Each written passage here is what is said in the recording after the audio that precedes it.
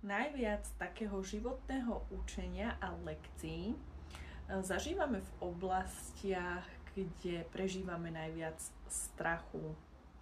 kde najviac lípneme, kde máme vytvorené určité obrazy, ktorých sa držíme a chceme ich mať ako keby pod kontrolou, ale zároveň my ich nemáme pod kontrolou a práve preto sa nám to ako keby v tých životoch opakuje až do bodu, kedy sa nám to nepodarí vlastne odovzdať.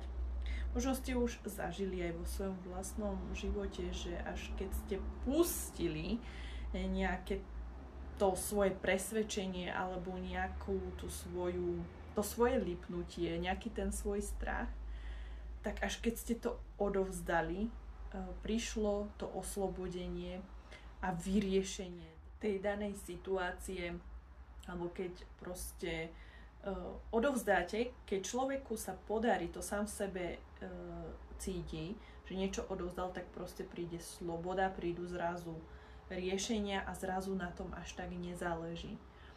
A môj pohľad na to je proste taký, že Boh, život pre niekoho je to vyššia moc, každý podľa svojho vedomia, takže nás tým formuje a je to už aj také moje presvedčenie, že nás tým formuje do toho štádia, že pokiaľ my nebudeme odovzdávať a nedáme jeho zámery na to prvé miesto a budeme si zbožťovať svoje zámery, tak dovtedy vlastne budeme prežívať tú stiesnenosť, ten strach a jednoducho možno aj tie skúsenosti, ktoré sa nám vedia akoby opakovať v určitých oblastiach. A tým, že sme rôzni, každý máme tie svoje oblasti, v ktorých sme možno silnejší a ktorých naopak sa viacej strachujeme. Hej?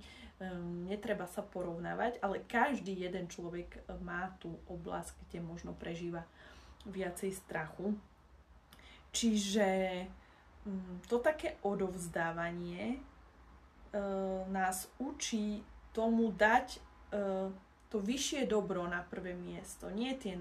naše chcenia, to, čo my si myslíme. A častokrát ste už aj možno mali skúsenosť, že niečo nevyšlo, to, čo ste si vysnívali, ale potom prišlo možno niečo oveľa lepšie a krajšie. A pochopili ste to možno až s odstupom času. Tak som vás chcela aj tak trošku povzbudiť, že keď prežívate možno nejaké opakujúce sa situácie v určitých oblastiach, aby ste sa možno vzdali, aby ste uvoľnili ten tlak, vzdali v zmysle, kapitulovali, uznali, že možno ten život, možno ten Boh chce niečo iné a pripustili, že to môže byť inak a môže to byť lepšie. Lebo pokým